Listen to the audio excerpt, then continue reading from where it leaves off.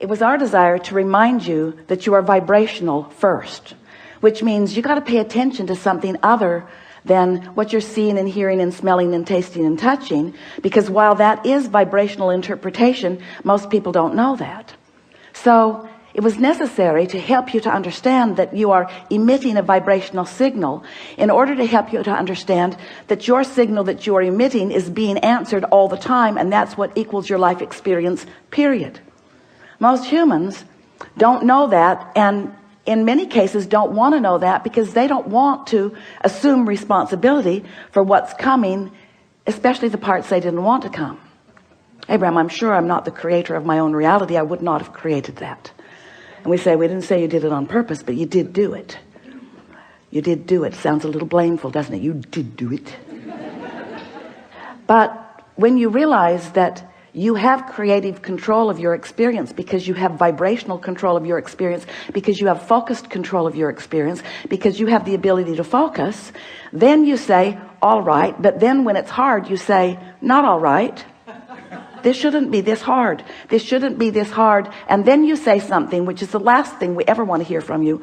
I'm not good at this. But you are good at it. You just don't know you're good at it. You just haven't practiced being good at it in the way that really gives you the clarity. And that's really what we're going to be talking about here today. If you've been following us for a while, you've heard us say that you are the creator of your own reality, blah, blah, blah. Enough of that. And that you live in a vibrational universe, blah, blah, blah, blah, blah. Enough of that already. But you do, and you are. So, blah, blah, blah. So, here you are, the creator of your own reality. And life is constantly throwing things at you, isn't it? Well, it's not really like that. Life is happening around you, and you're observing, but it really isn't after you. It's not testing you. It's not challenging you. It's just being around you for you to observe. It's just this magnificent palette for you to play in. So life is happening around you, and you are participating in it through your observation, through your memory, through your awareness, through your conversation. You're participating in it. And as you are doing that, you are coming to lots of conclusions, many and every day, of what you want. Because life helps you to know what you don't want. You know what you don't want. You know what you do want. You know what you don't want. You know what you do want. It's just this wonderful variety or contrast that helps you to come to important personal conclusions. So these conclusions happen within you, and we've been calling that step one, because the variety, the contrast that surrounds you, causes you to ask for what you want, whether you use words or not. You just constantly keep coming to personal preferences. You were born like that. You've always been like that. You will never stop being like that. We want you to accept that you are like that. It's a good thing. Step one is a really, really good thing. You're asking constantly. It is the basis of the expansion of the universe. It's a wonderful thing. So you're asking, step one. Step two, not your work. That's where law of attraction and the source within you answers what you're asking for. When you emit a signal, the signal is answered. So ask, answer, ask, answer, ask, answer. But your discomfort is that there often appears to you to be quite a time gap between your asking and the universe answering. But there is not a time gap between the answer. There's just a time gap between you getting up to speed with the answer. You say, hey, Abraham, that can't be right, because I want it. I'm paying attention. If it were there, I would know it. And we say, it comes in a vibrational form first. And you say, oh, so that's the catch. You're giving me something vibrational that I can't see or hear or smell or taste or touch. So you can say all day that when I ask, it is given. Write a book about it if you want, Abraham. You can say that all day, but to me it doesn't feel like it's being given. And we say that's because you're in a different frequency from what you're asking for. You have to line up with what you're asking for. In other words, when you want more money because you clearly do not have enough, when you feel frightened or bound or in trouble financially or just not satisfied, when you feel that way, you are that way. And you say, no, I feel that way because I am that way. And we say, no, you am that way because you feel that way. In other words, it works differently than you think it does, but you've been observing it for so long, you don't know which came first. But what comes first always is your vibrational countenance. And then the manifestation just matches what you feel like.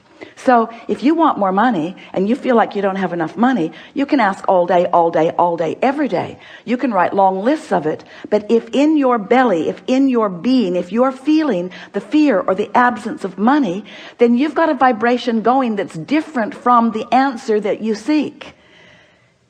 You want more money, but your vibration says, I don't have enough. And the universe says, and law of attraction answers you with what you're feeling. So a lot of our physical friends, especially in the beginning, say, well, then it doesn't seem like I can get there from there. It doesn't seem like I can get to where I want to be from where I am.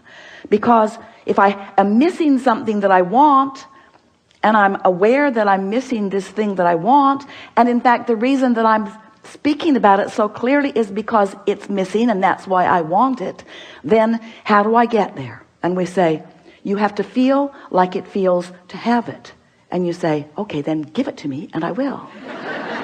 And we say, just try a little bit. Just try a little bit to not activate within yourself so often the vibration of what's missing, and focus yourself into activating the vibration of what you want. It is not as difficult as you think. So step 1 is contrast causes you to ask. Step 2 is it is given vibrationally, so there is no gap really. Step 3 is you have to convince yourself there's no gap. That's the work. You got to feel it as if it is in order for it to be. And we know you balk at it, but many of you are practicing this and are finding it. Many of you are understanding the laws of the universe, and you're finding ways to focus yourself into feeling good without needing all of the evidence to be there first. Do you hear how important that is? If you don't need the evidence for what you want to be there first before you feel it, then you are able to accomplish the vibrational countenance of it before it is, which means now it must be. And Esther said, please, please, please, let's call it step 4. Please, please, please. Can't we call it step 4? We need another step. We need another step, Abraham. Please, please, let's call it step 4. And we say, all right, step 4. So you ask, step 1. Source answers, step 2. You allow it, step 3. But now we've been talking to you for a while. You've been keeping up with us pretty good. And we're saying to you that if you don't try so hard, if you just accept that you are naturally good feeling beings, and when you wake up in the morning, before you start thinking about the things that you've got to do that you don't want to do, before you start remembering the injustices of yesterday or 10 years ago, before you remember that you're going to that place today to work that you really don't want to be, before your kids get up, before any of those things happen that challenge your sense of well-being, if you can get hold of that sense of well-being and just sustain it for a little bit with really general thoughts, because if you get specific, it usually doesn't work as well. Get into an attitude of appreciation and milk it for just a little bit. Law of attraction will help you out, because law of attraction says that that which is likened to itself is drawn, and law of attraction will give you, it's not really giving it to you, it's just the way it is. It's like gravity doesn't give you attachment to the planet. It just is. So law of attraction provides for you this consistent life experience. So to make it very clear and blunt, we like blunt, you have 17 seconds to sustain this thought and move it into something even more powerful. 17 seconds and another thought like it joins it. And there is power, manifestational power in that, crossing that 17-second mark, that most people don't know about, or when they wake up, they would make very sure that they stay there for 17 seconds. So if you find a good feeling thought, or better said, if you wake up and don't introduce a not good feeling thought, because when you wake up, there's no thought. During that time of slumber, you have stopped the momentum of all thought. That's really an important thing to understand. You don't know that mostly because you wake up and you start thinking so fast that you pick up your momentum right where you were and start it all over again.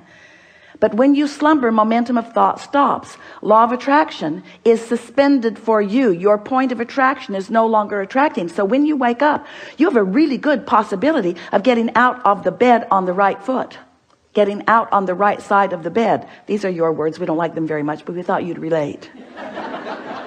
You have a very good possibility of getting the vibration going the way you want it to go. And your best possibility is first thing in the morning. First thing in the morning, before there is any other momentum going. So we've been talking about this for a while. And Esther really listened. So she decided that she was going to wake up on that first morning and she was going to sustain her good feeling that she had awakened with. And she didn't make it until breakfast. Quite annoyed with herself, which didn't help. But the next day, she tried it again and didn't make it much past breakfast. Then she discovered that if she just wouldn't read her email, it would help.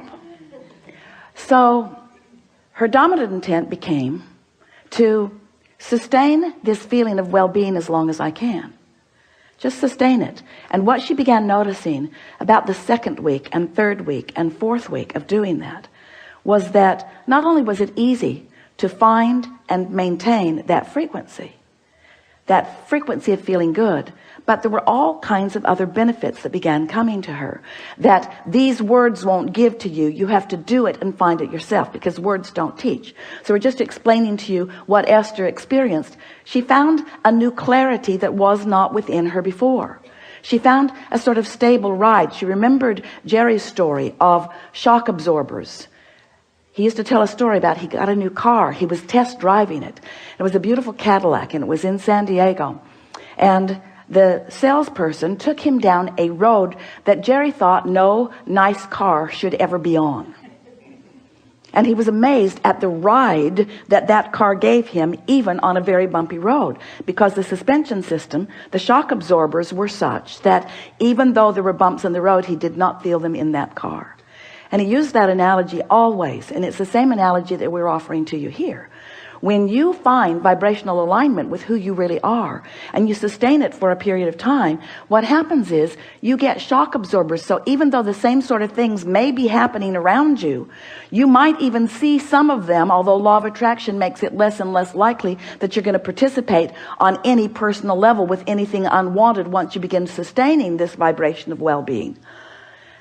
But the whole point of all of this, we don't want you to become so vibrationally snobbish. Esther says, I'm a vibrational snob. I like clarity and I will not accept confusion.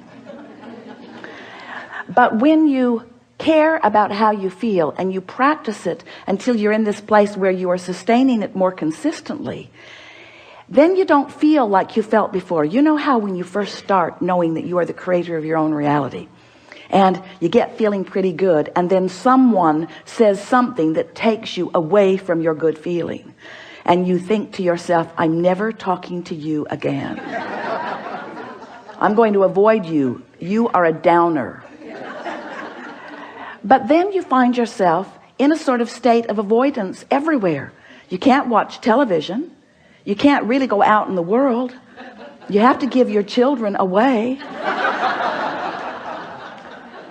You just can't barricade yourself into enough solitude to really maintain the vibration, and you give up so much by trying to do that. The benefit of alignment shouldn't have to pay the price of being a hermit.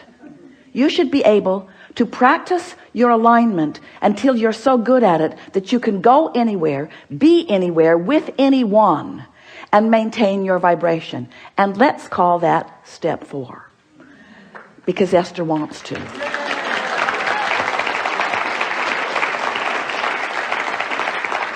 So what it requires really is enough determination to focus first thing in the morning, and until you know that you've got it and you're able to maintain it, and then to simply watch what happens in your experience as a result of that newfound alignment and that newfound clarity.